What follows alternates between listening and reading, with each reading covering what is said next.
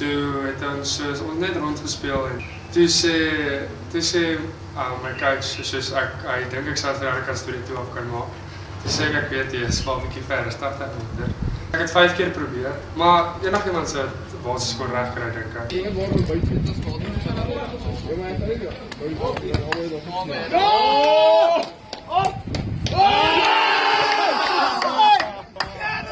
Kyk, dit is maar trots om so ver te kon skoop en als, maar ek dink nog steeds nie soos ek's beter as enigiemand nie. Ek dink nog steeds Frans Steyn sal my ver wen as hy teen mekaar moet skoop. Ek dink Frans Steyn is baie goed. Baie mense sê nou daar op Facebook Frans Steyn 2.0, ek hou glad nie daarvan nie.